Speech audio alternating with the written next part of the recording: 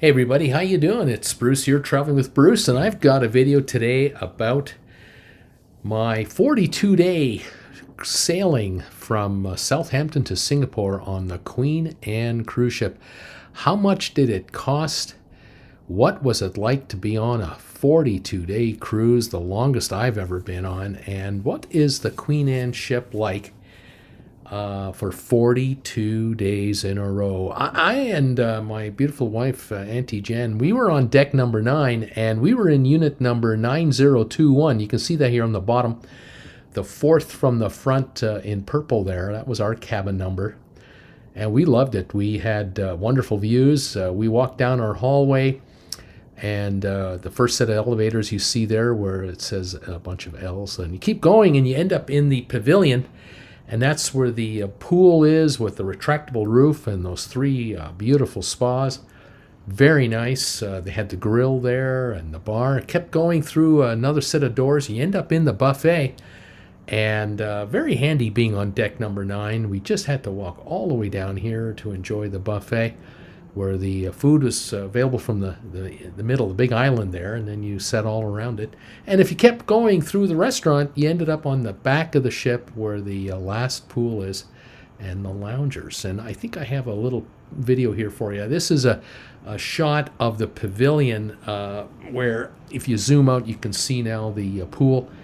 The big screen there, the loungers all around it. There are those three spas, absolutely wonderful. And we enjoyed it. I spent a lot of time here on my 42-day journey. Got some video for you here about the video itself. Here's the pavilion itself. When weather permitted, and on our cruise almost every day it did permit, the opening of the ceiling, bringing up the roof, so you're out in the fresh air. It was great. Very little rain on our trip. We did have to leave Southampton. It was, of course, miserable when we left, but after about 3 days, this pavilion was open almost every day, and I rather enjoyed it. Walking through the pavilion, as I say, you end up in the buffet, and you can see the seating area here all the way down, at least 300 feet long, and the food in the middle there, very handy.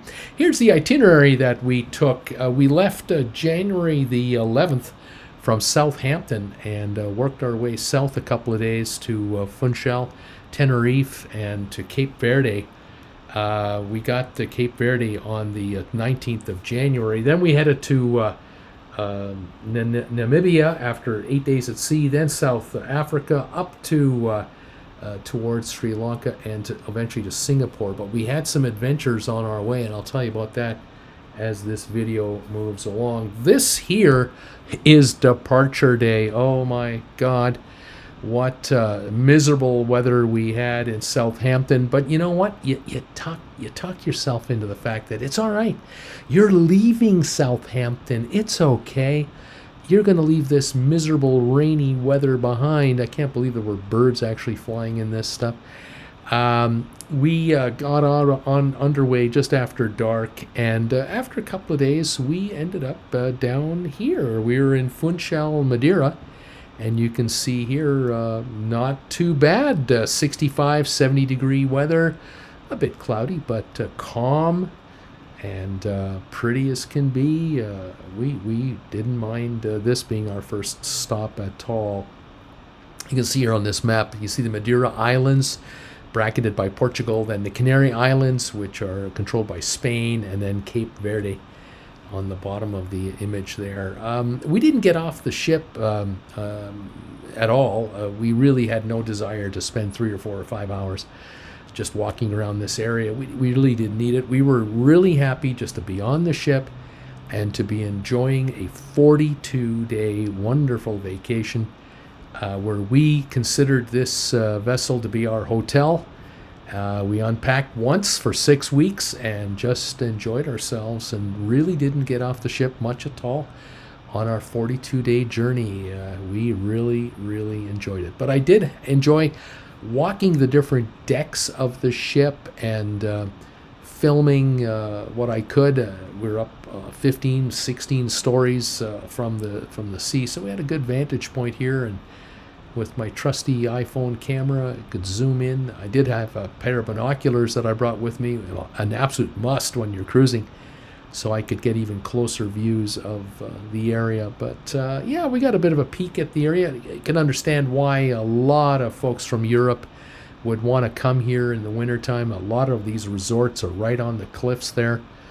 Beautiful views and wonderful area. This is us leaving the port. You can see the ship. I'm filming now, looking back to the back of the ship, and you can see how more of those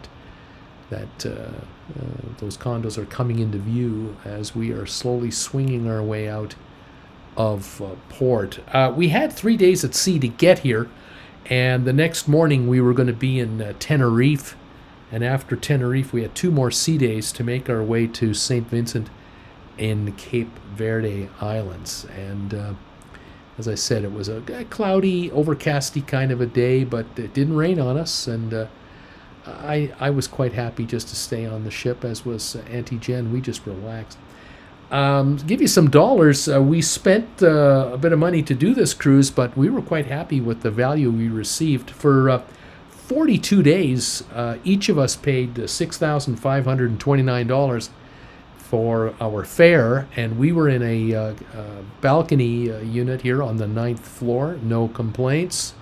And of course, that includes your meals, maybe not all specialty dining, but the buffet was quite nice.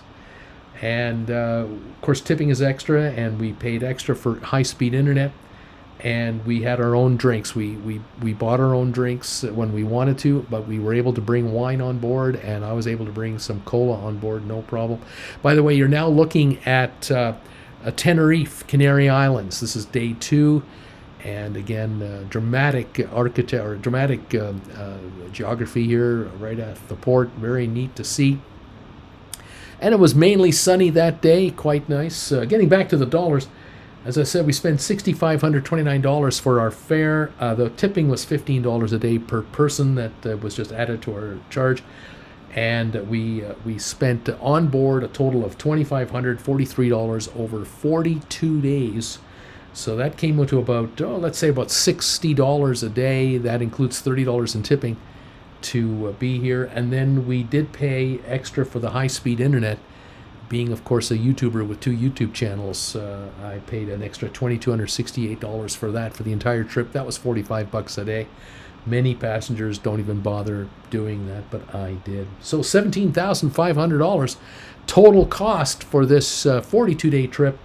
And you divide it out into 42 days, it's about $420 a day. And I was not complaining for the both of us to have that. You'll note there, you see that little peak there with the snow covered? Way up there, that little tiny triangle sticking up there, that is the tallest mountain in all of the Atlantic Ocean.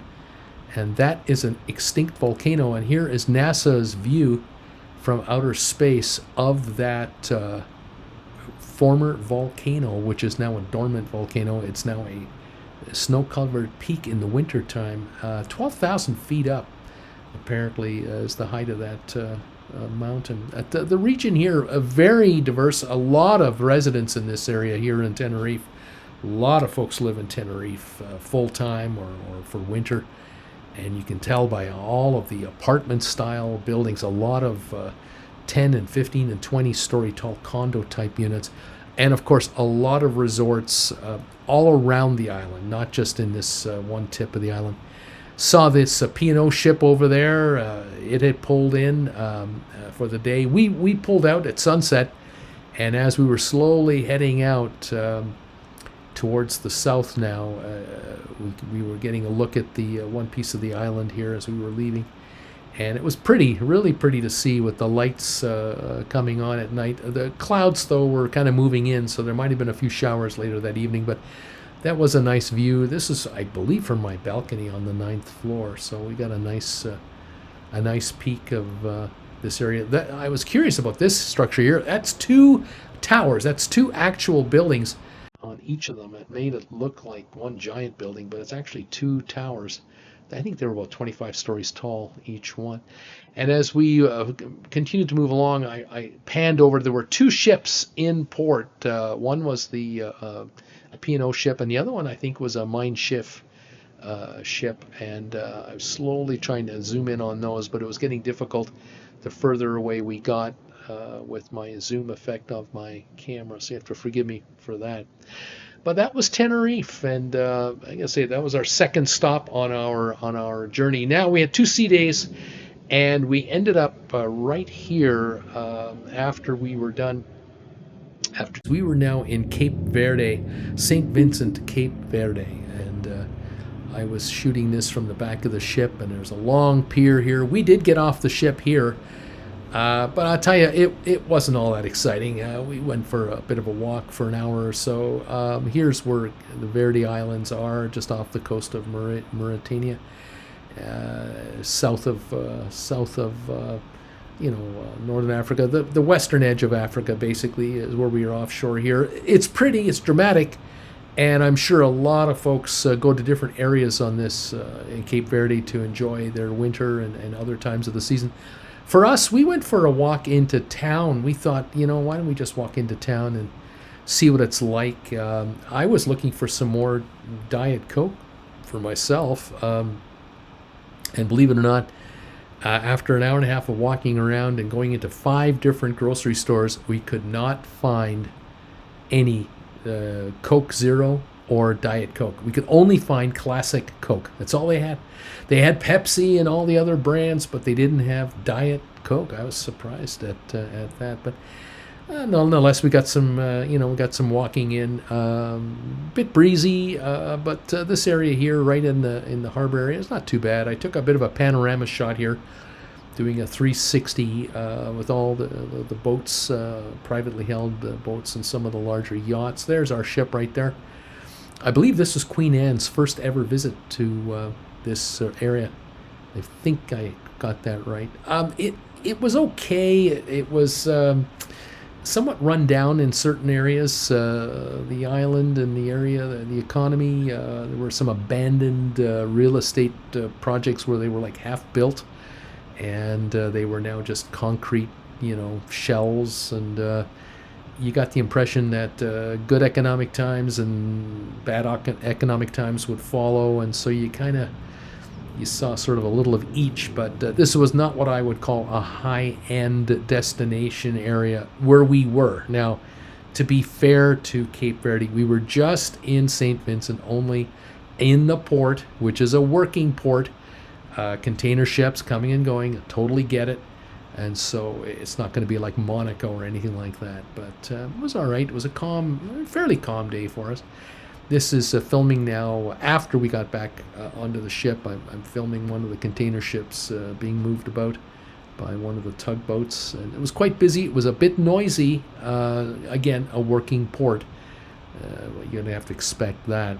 Once we left here, we knew we were going to be on the ship for a while. We had an 8-day stretch, sea day after sea day after sea day, as we worked our way south towards Namibia. And we also knew that we were going to cross the equator as we were working our way south. And for me, that's a first. I had never been south of the equator before. A year ago, 8 months ago, I was in Singapore, about 110 miles north of the equator. It's as close as I've ever been. But for Jennifer and I, this is the first time that we would be south of the equator in our lifetime.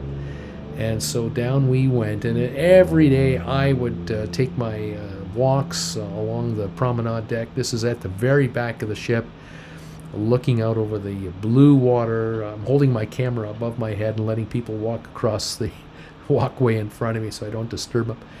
And it was just beautiful. The weather really improved for us. Gone were those ugly days in Southampton, the winter storms of the North Atlantic. Now we were moving south into much nicer waters, warmer waters.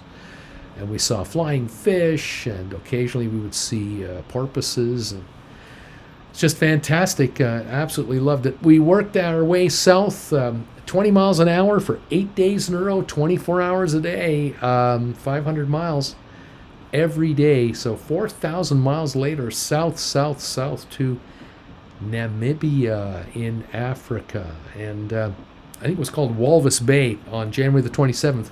There's Namibia there on a map. You can see just north of, just above South Africa.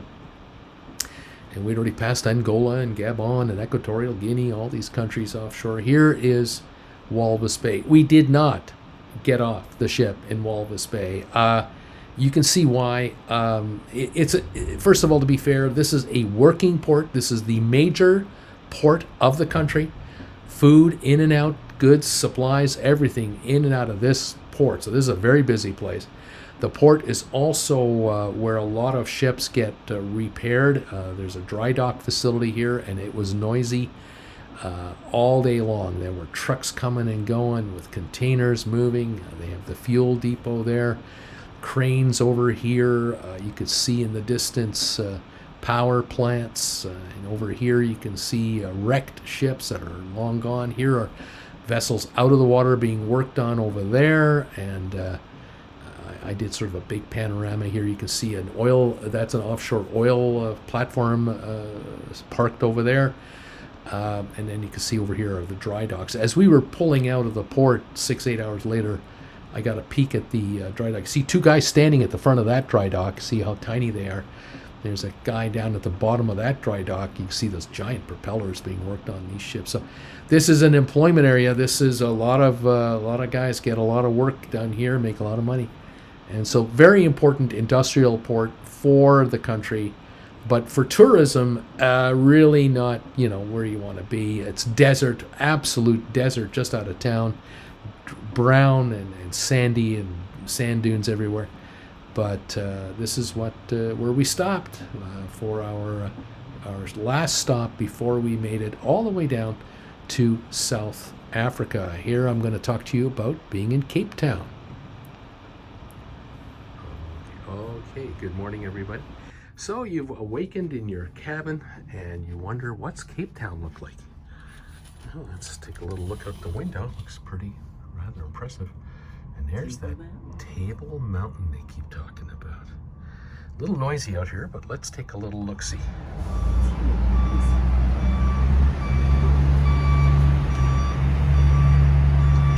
Great big crane here. A little look down the front. Folks are disembarking who are going on tours. They're going into immigration, which should be our little thing in a minute, or an hour, or whatever.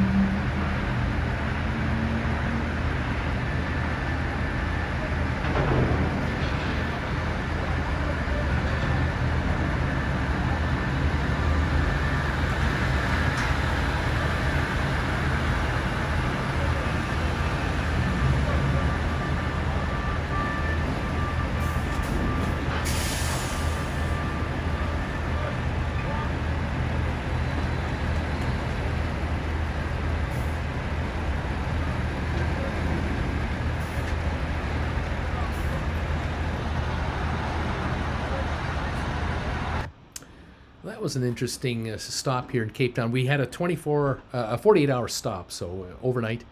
We did not go up there to the top of Cable Mountain. It would have run us about $250 each with the bus ride, the cable car ride, and I'll tell you, Jen does not like cable cars. So we just enjoyed it from down here. We did take a couple of free rides first and second day to the local shopping center. Beautiful mall. We loaded up on cola and some wine and chocolate and chips and some clothing that Jen wanted. We enjoyed it. And it was a fine stop for us, but busy port, noisy, but interesting to watch the activity in the port. That was quite something. But after the second day was over, on Saturday, January 31st, that evening, we pulled out and started our way south tip of Africa over to Port Elizabeth. And In just a second, you'll see me talking to you about how far south we actually got on our journey on this voyage. Hey everybody, it's Bruce here, traveling with Bruce. How you doing? I'm reporting to you from the Queen Anne cruise ship with Cunard. This location we're at right now is just below the southern tip of Africa. We have just reached in the last few hours the southernmost point in our journey on this ship, this being now February the 2nd, 2026. And we have been informed by the captain that we are further south than Sydney, Australia, which I found interesting, that below the southern tip of Africa, you are further south than Sydney, Australia. So actually, we really are down under. You can see here, open ocean. This is south. Antarctica is just over there. Only 2,000 more miles to get to Antarctica.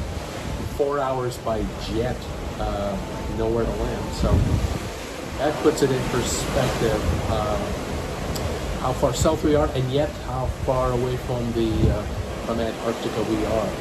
If you were to plot a latitude map and figure out how far north we are of the equator versus how far south we are of the equator, we would be in Charlotte, North Carolina right now. Charlotte, North Carolina. That's how far north of the equator we would be versus where we are right here south of the equator. 31 degrees latitude, I think they said, is where we are, if I'm not mistaken. It's a beautiful, beautiful day here. Gorgeous weather. The seas are, look at this, calm, no issues here. The skies are practically clear. There are thin clouds, but it's just so delightful. We have a slight breeze, and it feels incredible. It's about 74 degrees Fahrenheit, 75. No complaints. We're going to have weather like this for another day or two at least. As we're having left Cape Town yesterday, we're on our way to Port Elizabeth tomorrow for the day. Then we have another sea day, I think at least one, and then we end up in Durban, our last stop in South Africa. So there you go. There's our itinerary. Here's where we're at. You can see the waves being created, the spray and the foam from the ship itself. Very calm seas. This is a nothing burger when you think about what it can be like. Absolutely gorgeous. All right, everybody. Talk to you later. Hey, everybody. How you doing? It's Bruce here, traveling with Bruce. We're in Port Elizabeth right now here in South Africa. Today is February the, it's the 2nd or 3rd, forgive me. It's a Monday, I believe. And we're in port here, getting ready to head out in a few hours. And behind me, you'll notice all these cars. Can you see them all there? Those are all Volkswagen vehicles produced about 20 miles away from here at a car factory that's been producing Volkswagens since the late 40s and 50s. These vehicles are known as Polos. These are four-door hatchback cars that are produced for the European, Middle East, and Asia markets. And right now, if you got to get all of these cars from here over to here. Can you see them behind me there? See that? See those two rows there? So these guys are picking up. They use vans right down here. I see if you see that. There we go. See these vans here? There are about 6 drivers per van being dropped off at these cars, and they start them up and then they drive them all the way over to here, and they're now assembling them in a neat set of rows, because once we pull out of here in a few hours, we'll be out of here in about 5-6 hours. I suspect there'll be a huge container ship coming in probably overnight, maybe tomorrow, that will be picking up these vehicles for export. And these car carrying ocean vessels are all enclosed, and these guys literally drive the car onto the ship up a ramp. So right now, get them over here from here, And I'm guessing, I tried to do a rough count. We think there were 3,000 cars here, from over here all the way over to there, all the way over to there behind my ship's bridge way down there. This entire parking area here can be used for car exporting. It's unbelievable. The factory about 20 odd miles away from here, I believe they produce, I think it's 250,000 cars a year for the market. And a bunch of these cars stay in Africa because they sell well here, but they are, every one of these are export, for export. So this is part of a big part of this region's economy. Obviously for South Africa, it's a huge deal. And you can imagine how many families have been raised and fed, and children and generations of car workers have been able to feed their kids over the years to produce all of these vehicles for export. There you go. That's how you move cars. I'm assuming they're using maybe 8 to 10 drivers now, maybe 12.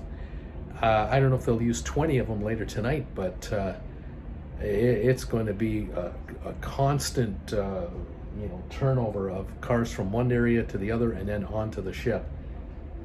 But we won't be here to see that. We'll be on our way for a sea day and then to Durban in South Africa in a couple of days. There you go. That's your update for now. It was an interesting stop here in Port Elizabeth. City, several million people. There's a number of office towers and whatnot in the area. A lot of folks live here. The big football stadium just off in the distance. They had the World Cup here in South Africa a while ago, and a huge new stadium was built to accommodate it. These vehicles all afternoon and into the evening, they were being driven over. By the time we left port, there were 10, 12 rows of cars instead of just those 2 there or 3 there. That whole parking area was just covered in cars. I suspect what they were doing is they were driving vehicles here for certain export markets, maybe India, then Sri Lanka, then Malaysia. And of course, each vehicle for each country had different paperwork and different specs and all that. So they were logistically trying to figure out where each car goes and which car gets loaded onto the ship and where onto the ship. And oh my gosh. In the meantime, folks are coming and going on the buses, which is what Jen and I did. We grabbed a bus and went to one of the shopping malls in the area, free shuttle.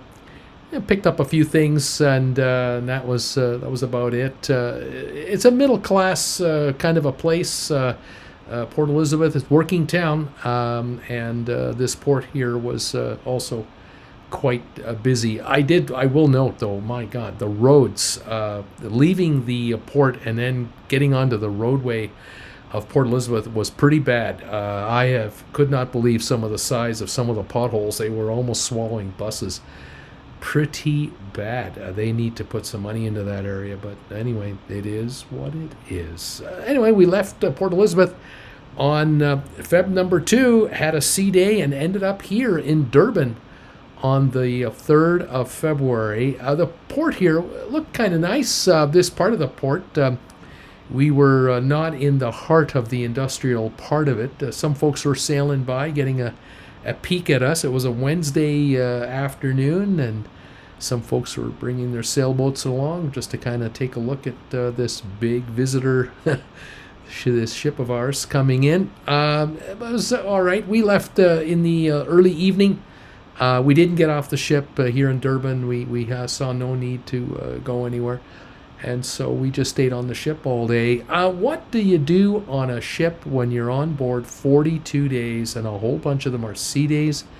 We had a routine. We would get up in the morning at about between 8 and 9 in the morning, and we'd have our breakfast in the buffet area, and then we would work our way down to this place right here. We would head to the Golden Lion, the pub. We'd head here every morning around the 9:30 level. We'd get here-ish, and we knew we had to be here 9:30 to quarter to 10, because at 10 o'clock every morning was trivia, and there were about 150, 200 of us every day that came down here to play trivia at 10 o'clock every morning.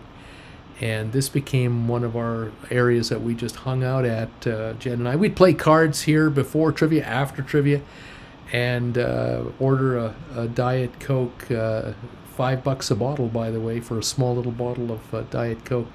But we enjoyed this spot here. After that, Jen would head to the room and maybe grab a book and go to the pavilion and read a book for a while, or stay in the balcony. I would go for a walk, and I would take my daily stroll right here on the promenade deck. And I'll tell you, I have spent hours and hours and walked miles and miles on the promenade deck.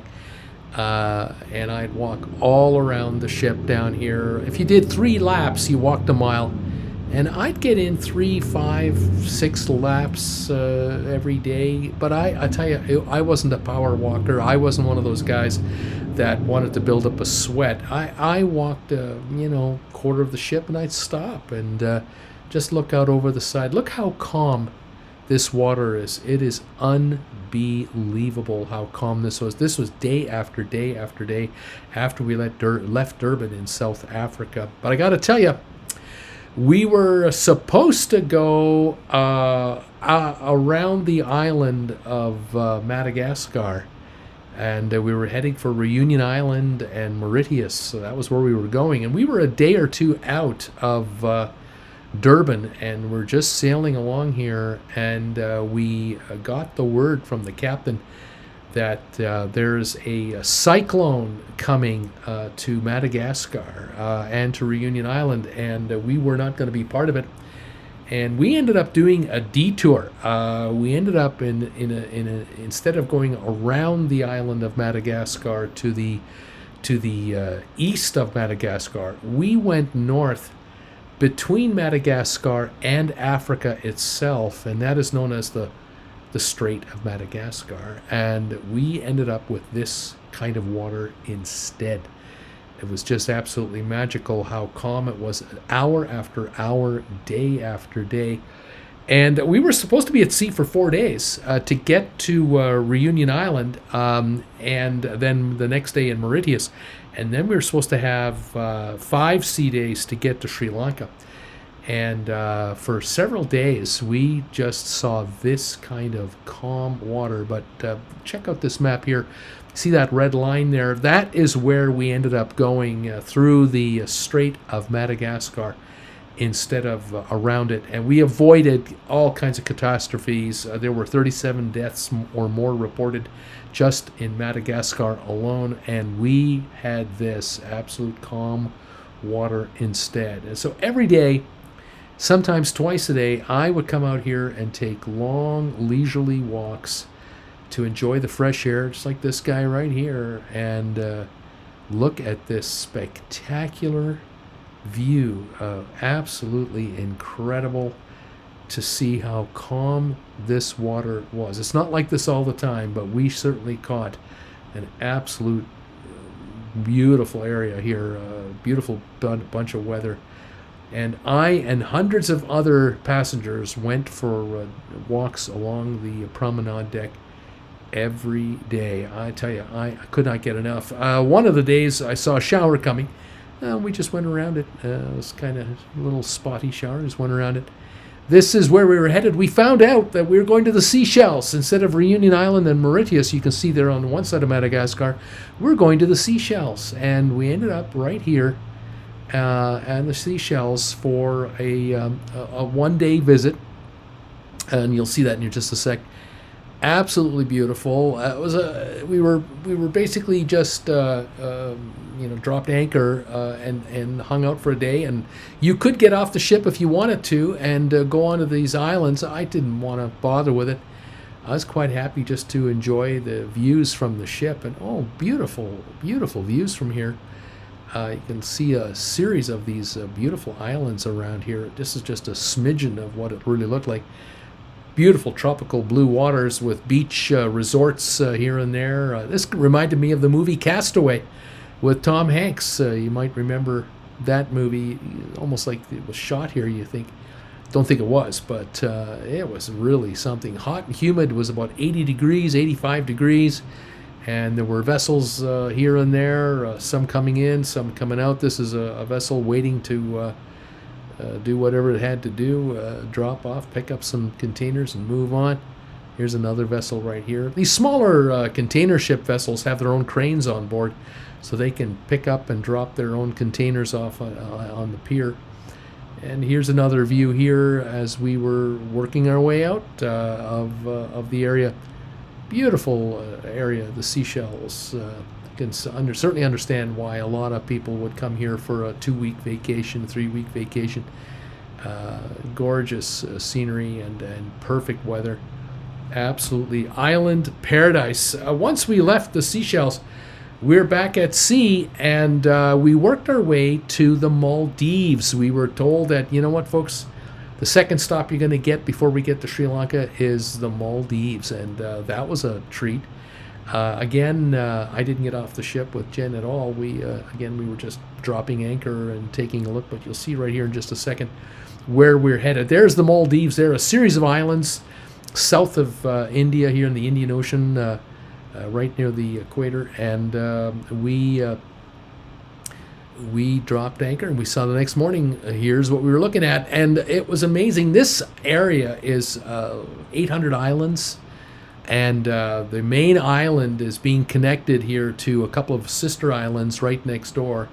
And you can see the bridge here being installed bit by bit by bit. But check this out right here. This island here, there are high rises on this little tiny island that is maybe 2 by 3 miles in size. And there are like 400,000 people living on this little tiny island with all of these 6, 8, 10, 12, 20-story buildings. I was amazed. There's the bridge to their airport, and you'll see in a little while a little more of it. Here's the bridge going all the way out to this island over here that connects to their international airport. And on the other side of their main airport is a seaport, and you see now planes coming in that are going to land in the water. And so a lot of tourists will land at the main airport and transfer over to a smaller plane, prop plane, a seaplane, and be flown to one of the 800 resort type islands. There aren't 800 of them, but the 800 islands, but I think maybe 100 of them are used as resort islands. Unbelievable. This economy here is booming. I was filming this jet coming in on final approach, and I'll tell you, every 10-15 minutes here comes another one. One's leaving, one's coming in. Busy place. This is not a tiny little airplane. This is kind of like a 777 coming in. Big plane coming in on final approach here into the Maldives. Quite amazing. A lot of boats in the water, a lot of ferries in the water, moving people about. And here she comes in for final landing right by there's the terminal there. And there she is, landing on the runway right behind it there. And there it is, touchdown. There's the control tower. There's a hotel there. And a number of other buildings on this island. This island goes quite a distance. And at the end of it, there were all kinds of high-rise condo-type buildings that apparently house another 150 to 200,000 people permanently here. A lot of folks work here. There's the fuel depot there for fuel drop-off. There's some of those condo buildings I was telling you about. That's just a partial view of them. It was something else, and we here on the ship were enjoying a wonderful sunny day and relaxed. At night, we left just after sunset. The lights came on, and you could really see what this little miniature Manhattan looked like. It was quite something to see this. Like in the middle of the ocean is this tiny island with skyscrapers. You just don't expect to see that. You expect to see palm trees and beaches. This was really striking. A number of passengers did get off the ship, though, and they went into town and they regretted it. They were telling us, oh, there were scooters everywhere, and it was mayhem, and the drivers were insane, and beeping and sirens, and it was not an enjoyable little place. I can see why. You land here at the airport, there it is in the evening, and you head to your resort, and these resorts are all inclusives, totally isolated, 10, 20, 30 miles from here, and you don't hear and see anything, and you get complete relaxation on the beach, and total serenity, and you can really unwind. That makes a lot of sense to me. That's what made the Maldives so popular. So that's where we were. Instead of Reunion Island and Mauritius, we ended up in the Seychelles, and we ended up here in the Maldives instead. And it was quite entertaining watching these container ships loading and offloading all day long. The beehive of activity here was really something to see. And I'll tell you, I didn't know we were going to be here, but I'm glad we did. And we got to see a part of the world that I would never have thought that I would have visited. Quite entertaining. The next day, well, not the next day, but a few days later, we woke up and we ended up here in Sri Lanka, Colombo, Sri Lanka. And this is one of the world's busiest container ports. And boy, I'll tell you, you're just getting a smidgen of a peek here. Look at all those cranes that are waiting and are servicing these container ships. There's one in front of us, which I'll give you a peek at in a minute. You will not believe how big this thing was. These are unbelievable. I will show you here on a map where we are, just south the tip of India here. There's Sri Lanka, there's Colombo. And this is one of the world's busiest ports, servicing India, servicing Malaysia, Singapore, Africa. A lot of ships come and go from here. This port is really known as a port where ships come in to drop off containers and pick up containers depending on where they're ultimately headed. So there's the Sri Lanka Port Authority logo there on this set of cranes. I think there's 6 of them there. They're absolutely massive. They got to be about 40 stories tall. They're absolutely huge. And I was filming this bus sitting, waiting to pick up some of the passengers on our ship here. And by the way, we didn't even get off the ship in this region here. This is a working port. But look at the size of those cranes compared to that bus. They could have picked that thing up. And you have to understand that the containers that these cranes are picking up are the size of city buses. And we have container ships here that can handle 5,000 to 10,000 containers each ship. And so that's why there are so many of these cranes.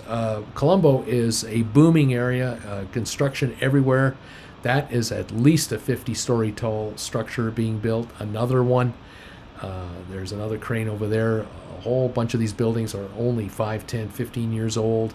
And you can see all these cranes in front of you here on all this brown turf.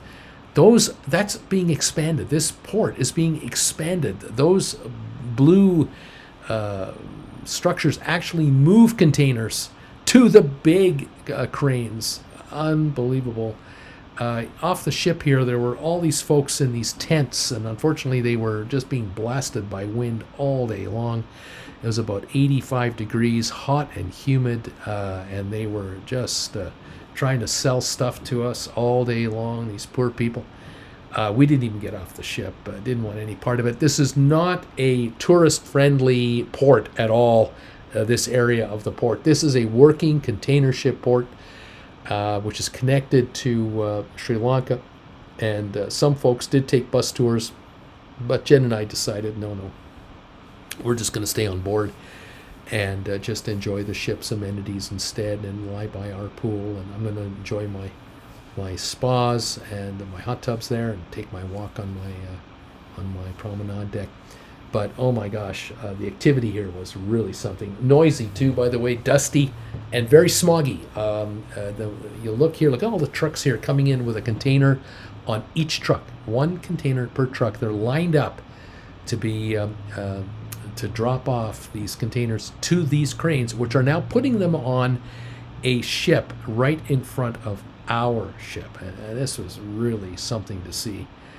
To see these 6 or so cranes, another 6 cranes, not the first batch I showed you. This is another bunch of cranes working on the other side of our ship. It's just amazing. In the next year or so, this area you're looking at here will be covered in all containers. It'll all be containers, and all those, look at all those cranes over there. Those cranes are all handling different ships. There are probably 10 ships being handled, maybe 15 at the same time every day 24 hours a day. Unbelievable how much tonnage of cargo is coming in and out of Sri Lanka. And it's a brand new port area being built out here to handle all of this traffic. This is stunning to see. You begin to realize, oh my God, I'm from North America, and I thought, we're the be-all and end-all of commerce. And then you realize, no, Bruce. This area here, Sri Lanka, India, Malaysia, Bangladesh, Pakistan, you're talking 2 to 3 billion people down here, including China. That's half the world's population. You can imagine how many containers of goods are coming and going from here. And the goods are coming to Europe, they're coming to North America, they're coming from Europe and from North America, South America. Unbelievable. Directly in front of our cruise ship was this ship right here, the Everglory from Monrovia. And I wanted to zoom in on her a little bit for you to kind of show you how huge this thing was. And now I'm panning over to show you the containers on this ship. Look at this.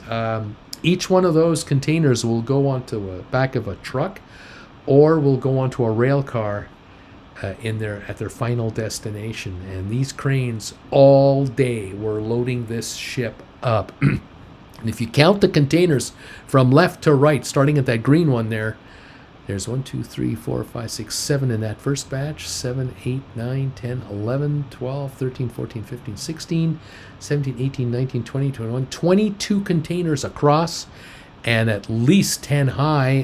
1, 2, 3, 4, 5, if not 15 high. We're talking 430 containers per layer times maybe 20 layers. That would be 83 to 8,600, maybe 10,000 containers, because you can't see how many containers are below in the belly of the ship. This could be a 10,000 container ship right in front of us here. Just absolutely massive to see. It's overwhelming, and there are a number of them in this harbor. And we're not in the world's busiest cruise port. We're coming up to the number 2 port, which is Singapore, at the end of our cruise. Unbelievable. And see these trucks, how tiny they are compared to the cranes themselves, and then the ship that these containers are going onto. Just massive. Waves are crashing in, makes no difference. The ship doesn't move. It is stunning to see something like that so close to you. It is really fascinating to witness the sheer volume of work being done here, and we are, we we think our economy is the greatest in the world, in Canada, North America, USA, and then you see what is happening here. Oh my gosh. It's stunning. And in the distance, look at all the cranes in the distance. In the evening, here we are. Those poor folks in the tents are still down there. Here's the smog area still. This giant antenna, giant transmission tower, which has a restaurant up there and a viewpoint up there. You can go up there if you want. This area is growing. It's booming. It's becoming more and more important globally, and certainly regionally for Sri Lanka. I think 15 or 20 million people live in Sri Lanka. Very vibrant, but this is the industrial part of the city. This is where the a lot of the work gets done to move these containers in and out of here. And 24/7, this port is going. It is soon. All of those cranes in front of you will be lit up, and will also be part of all of that activity. When we left the next night, the next day, we had several days now to get to Kuala Lumpur. And here we are in the deepest part of Asia, and the sunsets are spectacular. It was just magical. When you're out in the ocean, 50 miles, 100 miles offshore, you're in clean air and clear skies and phenomenal cloud formations, the odd shower or two. Sometimes it gets stormy, but we had just perfect weather. We weren't complaining at all. We worked our way along, and like I said, every day Jen and I had our routine. We had our breakfast in the morning. We had our trivia in the morning. I went for my walk.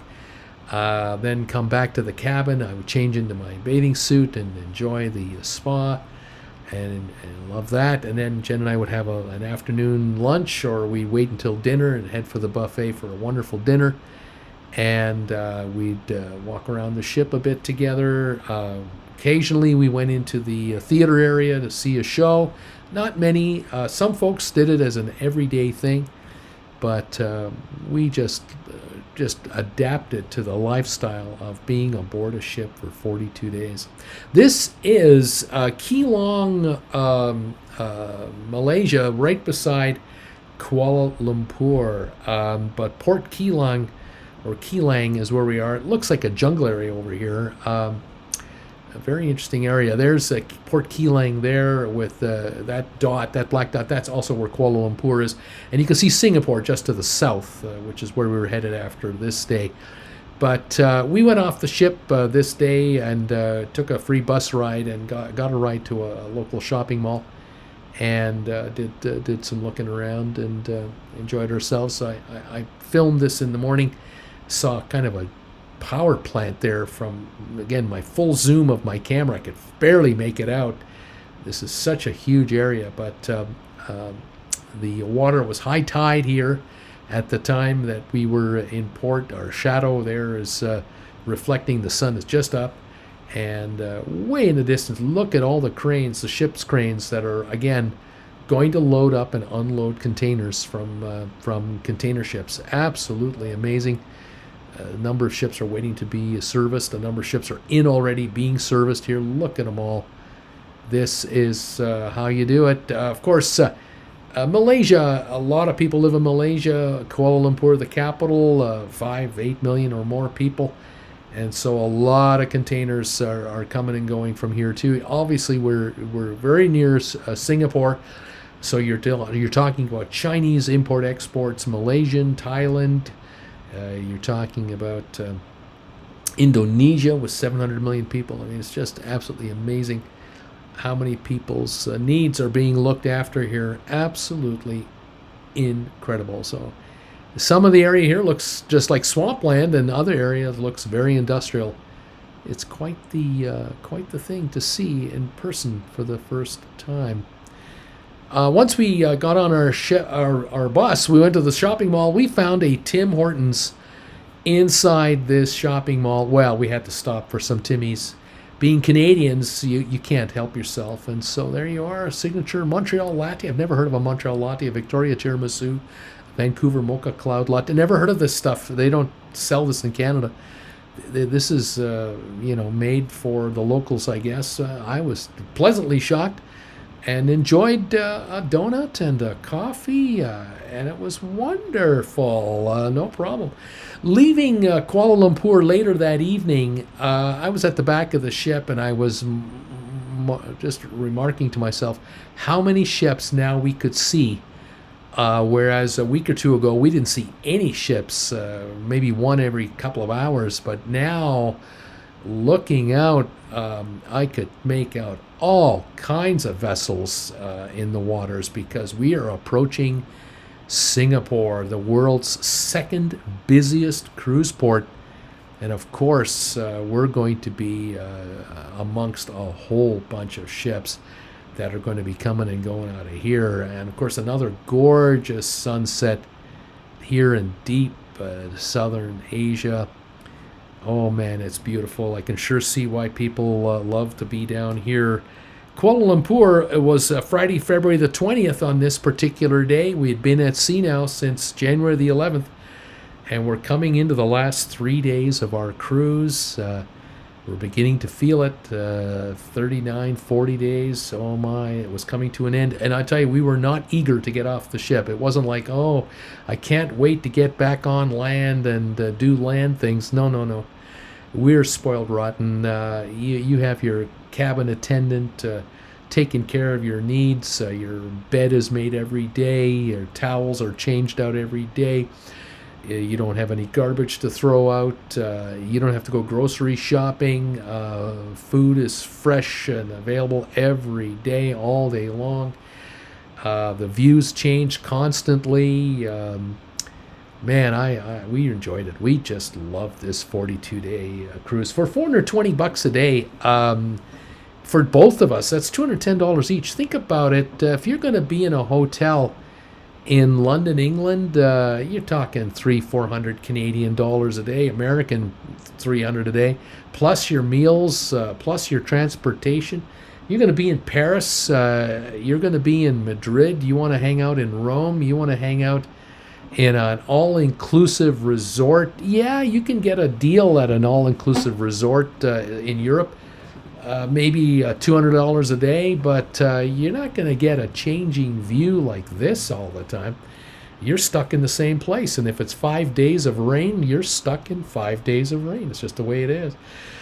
For $420 a day for both of us, all our meals, our high-speed internet, the tipping, and the transportation, I did not mind being on the Queen Anne. This was a wonderful ship. The Cunard line does excellent work, and I loved walking around the promenade deck every single day because you have no idea what you're going to see today. What vessels are going one direction, what vessels are going another. The more I zoomed in, the more you realized, oh my God, look at them all. There's one of those evergreen vessels. That is a massive container ship there. That is huge. And you see ships that carry oil and contain natural gas. You see ferries. That's a ferry ship moving along, probably between Sri Lanka and Malaysia. Here's another ship here. This would be probably an oil, some kind of liquid container of some kind, perhaps others. Again, I'm not an expert in every ship that you see, but you sure get to understand when you reach Singapore. Oh my gosh, look at all these ships! It's just everywhere. I'll tell you, our crew, they were on double duty. They were paying super attention to the radar when they're in waters down here, because there is a lot of traffic down here to share the waters. But I'll tell you, walking the promenade deck is just a great way to get some fresh air and get some exercise, stretch your legs, and justify the ice cream and justify the desserts that are being offered to you all the time. You say to yourself, I'm walking it off. I'm walking it off. It's okay. And I'll tell you, after about 4, 5, 6 days on the ship, you stop being a glutton. You really stop being a pig about it. You kind of eat less as the cruise goes on, because you kind of get back to your normal kind of diet, and you don't just pig out every chance you get. You kind of watch yourself. But it's a slow process, and it's all good. I really, really enjoyed this cruise. Jen and I loved it, absolutely loved it. What a great way to spend 6 weeks of our winter on this ship. Now we're coming up now to Singapore, and I've been to Singapore before. I was there last August. I did a bunch of videos last year on this channel that you might have seen, where I was in Singapore. Jennifer and I were in Singapore for 3 days after we got here. We had a 48-hour stay with the ship, and then we had to get off the ship, and we then stayed 3 extra days, and then we flew up to Tokyo together. But here's Singapore for you.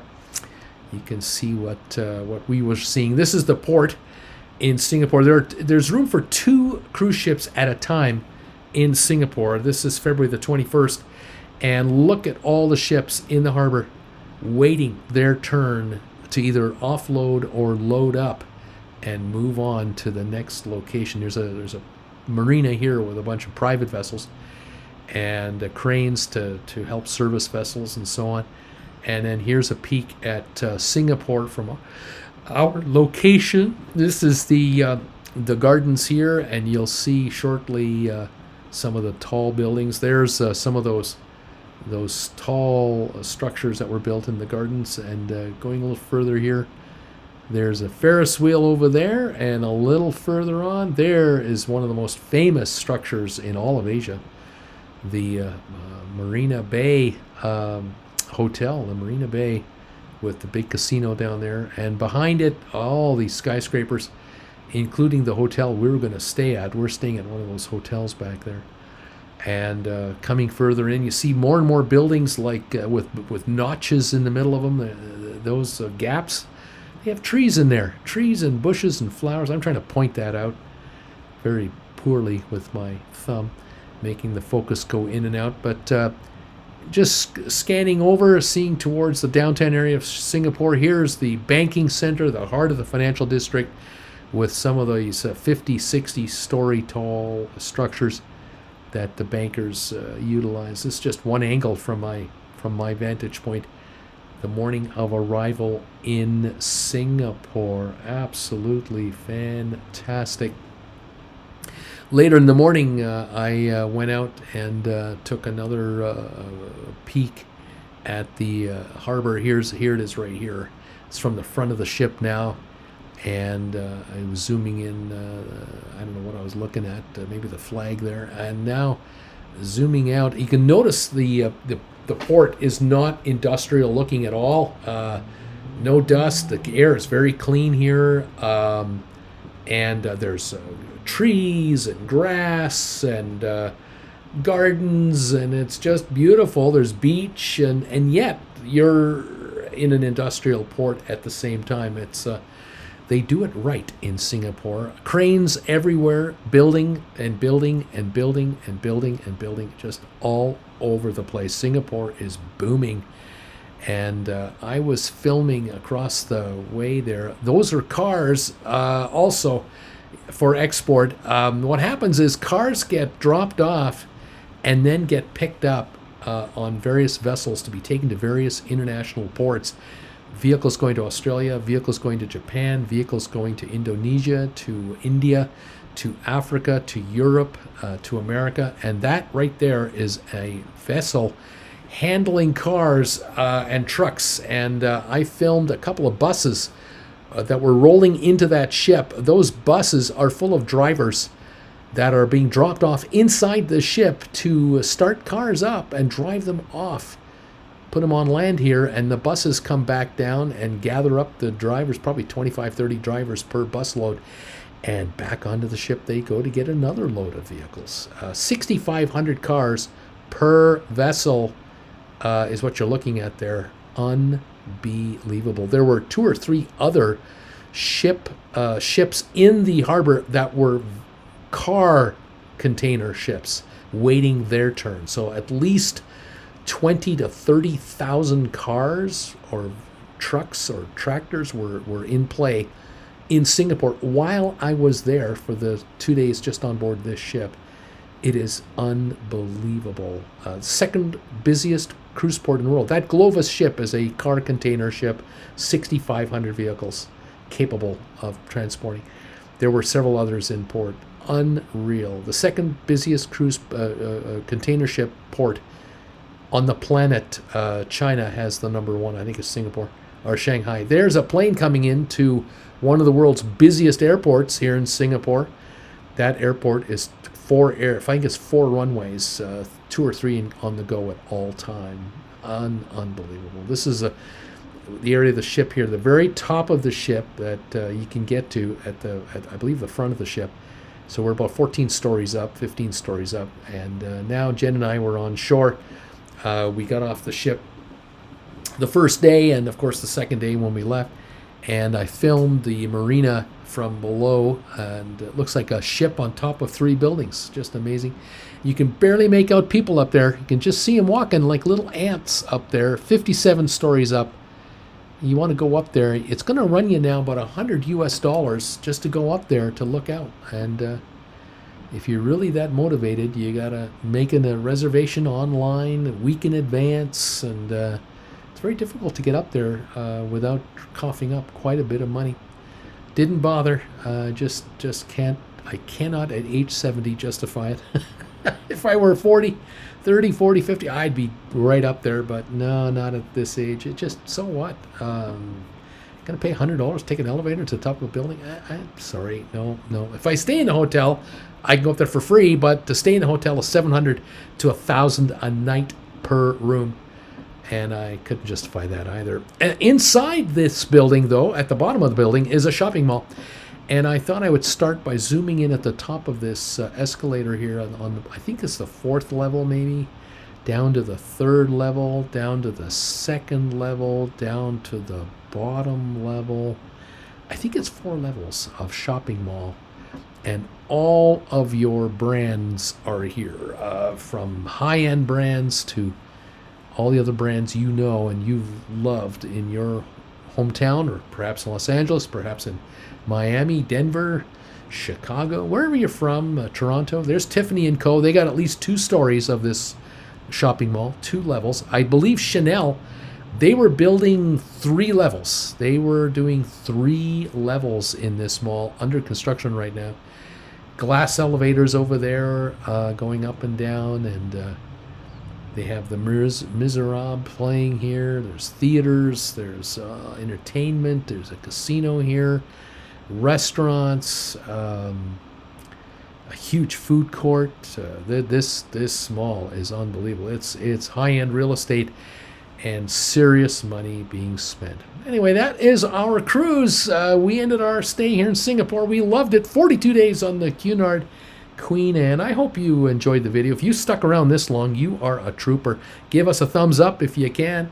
Thank you for joining us, and we'll see you next time on Traveling with Bruce, where we'll keep you posted on our world travels as I slowly pan back one last time as I finish off this video. Unbelievable. What a great cruise, and we saw some really cool stuff.